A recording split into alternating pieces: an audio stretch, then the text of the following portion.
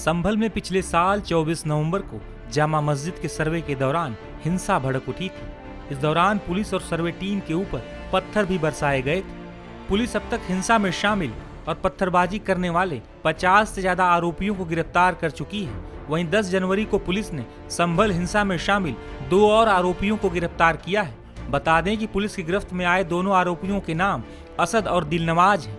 इन दोनों आरोपियों को सीसीटीवी वीडियो के आधार पर पहचान कर गिरफ्तार किया गया है। गौरतलब है कि हाल ही में पुलिस ने संभल हिंसा में पुलिस टीम पर छत से पत्थर बरसाने वाली एक महिला को भी गिरफ्तार किया था। पुलिस ने जिस महिला को गिरफ्तार किया था उसका नाम जिक्रा है। गौरतलब है कि इससे पहले संभल हिंसा मामले में सलीम नाम के शख्स को गिरफ्तार किया गया था। सलीम हिंसा के बाद से ही दिल्ली के सीलमपुर एरिया में छिपा हुआ था। दिल्ली से वो संभल आया हुआ था और सरेंडर करने की फिराक में था। हालांकि उससे पहले ही पुलिस ने उसे अपनी गिरफ्त में ले लिया था। बता दें कि सलीम पर 24 नवंबर को हिंसा के दिन संभल सीओ अनुज चौधरी पर गोली चलाने का आरोप है। सलीम पर कई आपराधिक मामले भी दर्ज हैं। हत्या के प्रयास और लूट, गोकशी के मामले समेत इस पर 7 आपराधिक मुकदमे दर्ज हैं। वहीं संभल के चंदौसी में रानी की बावड़ी की खुदाई का काम फिलहाल रुका हुआ है। स्थानीय प्रशासन इस इलाके में पहुंचा था और जांच के दौरान पाया गया कि जिस जगह पर बावड़ी की खुदाई का काम हो रहा है उस बावड़ी के एक हिस्से पर मकान बना हुआ है। संभल के चंदौसी में मिले रानी की बावली की खुदाई को अभी रोका गया है। दरअसल ये आप देखेंगे, ये रानी की बावली का हिस्सा है जिसके ऊपर त्रिपाल डाला गया है और इसे कवर किया गया है। दूसरे तल पर कुछ क्षतिग्रस्त जो हिस्सा है बावली का वो नजर आया था और ऐसे में एएसआई ने अब इसे रोका है और कहा है कि जब तक कि उनकी आगे की आदेश नहीं होते, वो जांच नहीं कर लेते, तब तक आगे जो है इसकी खुदाई ना हो। और यहाँ पर कह रहे थे कि कुछ गैस भी निकला है, ऐसे में अंदर जाकर खुदाई करना इस वक्त जो है मुनासिब नहीं है। इसके अलावा अगर आप देखेंगे तो ये जो पीछे का मकान का हिस्सा है ये बावली के दूसरे तल के ऊपर बना हुआ है। यानी कि ये जो मकान बना हुआ है ये पूरे तरीके से प्रशासन ने बताया कि अवैध है और बावली के ऊपर इस मकान को बनाया गया है। यही कारण है कि प्रशासन ने अब इसे तोड़ने के आदेश दिए हैं। प्रशासन ने 24 घंटे का वक्त दिया था और अब 24 घंटे बाद इस मकान को तोड़ा जाएगा।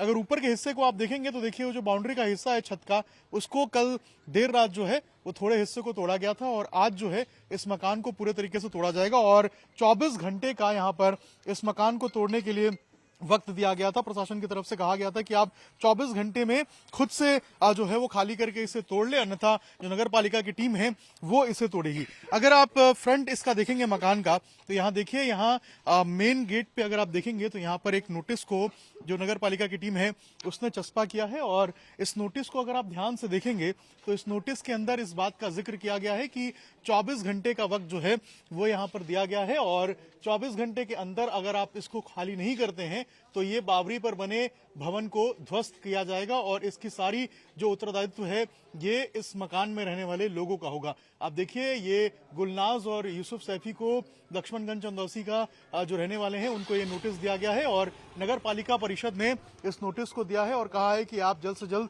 24 घंटे के अंदर इसको ध्वस्त करें, अन्यथा जो प्रशासन की टीम है वो खुद ही इसे ध्वस्त करेगी।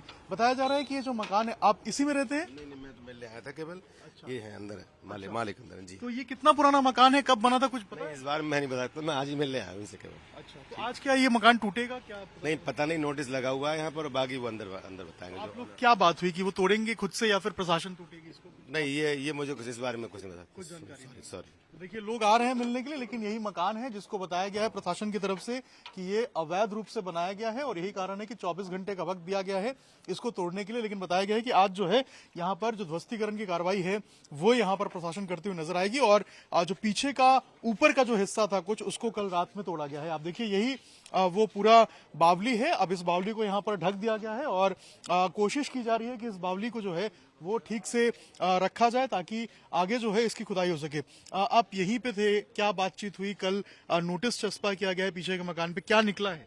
हाँ, श्रीमान जिलाधिकारी महोदय जी रात आए थे, उन्होंने इसका निरीक्षण किया और जो बावली घोड़ी हुई थी सबसे पहले तो नगर पालिका के अधिकारियों को उन्होंने निर्देशित किया इसे ढकवाया जाए और जो नोटिस दिया गया है तो उसे आज इसकी कार्रवाई होगी और नगर पालिका के अधिकारी को जो यूं हैं सोनकर जी, उन्हें पूरी तरह से निर्देशित किया है कि यहाँ से पूरा टीन शेड इस बावड़ी के ऊपर पड़ेगा।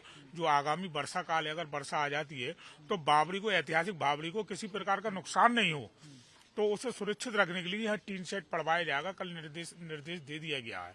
अच्छा, ये बावली की खुदाई कहाँ तक पहुंची है? क्या 2 मंजिला खुदाई हो गई है अभी? हाँ, द्वितीय मंजिल पर थोड़ी सी खुदाई हुई, जिसमें पूरा तत्व विभाग वाले आए थे, तो उन्होंने जो है इसका निरीक्षण किया था, तो उसी समय से काम रुकवा दिया। क्योंकि बावड़ी के अंदर हमने भी देखा था कि अंदर जाके एक बहुत बड़ी इमारत निकल रही है, तो वो इमारत थोड़ी जगह से क्षतिग्रस्त है, कहीं ईंटों का उसका खुक्कल हो रही है अंदर से। तो अब जो है पुरातत्व विभाग वाले अंदर द्वितीय तल में अपने हिसाब से, अपने निर्देशन में उसकी मरम्मत कराएंगे और मजदूरों को से खुदाई करवाएंगे। ये घर क्या अवैध रूप से बनाया गया था या इस घर का मालिकाना हक किसी को पता नहीं था कि आखिर इसके नीचे बावली है? दरअसल जो ये भूमाफिया थे, इन लोगों को जो है भ्रमित किया गया।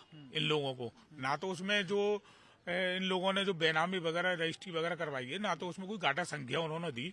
उन्होंने एक कूटनीति रचित उससे, क्योंकि सब राजा साहब की प्रॉपर्टी है, बिलारी सहसपुर की, तो उनकी प्रॉपर्टी है। तो इन लोगों को भ्रमित रखा गया कि किसी प्रकार, तो इन्होंने रजिस्ट्री वगैरह करवा ली। लेकिन कल श्रीमान जिलाधिकारी महोदय जी आए थे और मकान मालिक से इनसे ही मिले थे, जो परेशान हो रहे थे। और परेशान होने की बात भी है, क्योंकि मजदूर लोग हैं ये। तो उनसे कहा है कि जिससे आपने बेनामा कराया है, जिससे आपने रजिस्ट्री कराई है, उनके खिलाफ आप तहरीर दीजिए। तो आज हो सकता है ये मकान मालिक जो मकान का इनका नुकसान हो रहा है, तो वो आज तहरीर दे उनके खिलाफ।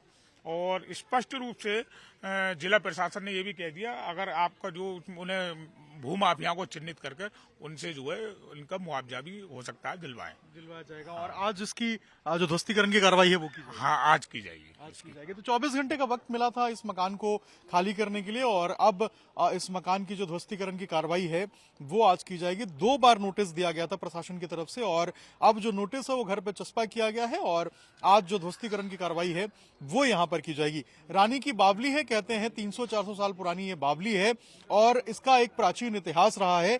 15 दिनों से इसकी खुदाई चल रही थी, लेकिन जैसे ही सेकंड फ्लोर पे ये पहुंचे, दूसरे तल पे पहुंचे, वहां पर एएसआई की टीम ने यहां पर खुदाई को रुकवा दिया, क्योंकि अंदर जो स्ट्रक्चर्स था उसमें कुछ क्षतिग्रस्त इमारतें भी नजर आई थी। ऐसे में प्रशासन ने जब अंदर घुस के इसको देखा, तो इसकी जो नीचे का हिस्सा है वो इस बिल्डिंग के नीचे आता है, यानी कि ये जो बिल्डिंग आप देख रहे हैं इसके नीचे आता है। ऐसे में जब पता किया गया कि आखिर ये बिल्डिंग कब बनी थी, कहां से आई थी, किसने इसे बनाया था, तो पता चला कि इसके गाटा संख्या नहीं है और अवैध रूप से इस बिल्डिंग का निर्माण कराया गया है। और धोखे में रखकर जो यहाँ पर पहले भूमाफिया हुआ करते थे, उन्होंने इस मकान को बेच दिया और उसके बाद यहाँ पर ये इमारत खड़ी हो गई। लेकिन अब प्रशासन इसे तुड़वा रही है, और 2 बार नोटिस देने के बाद आज इस मकान का ध्वस्तीकरण की जो कार्रवाई है वो की जाएगी।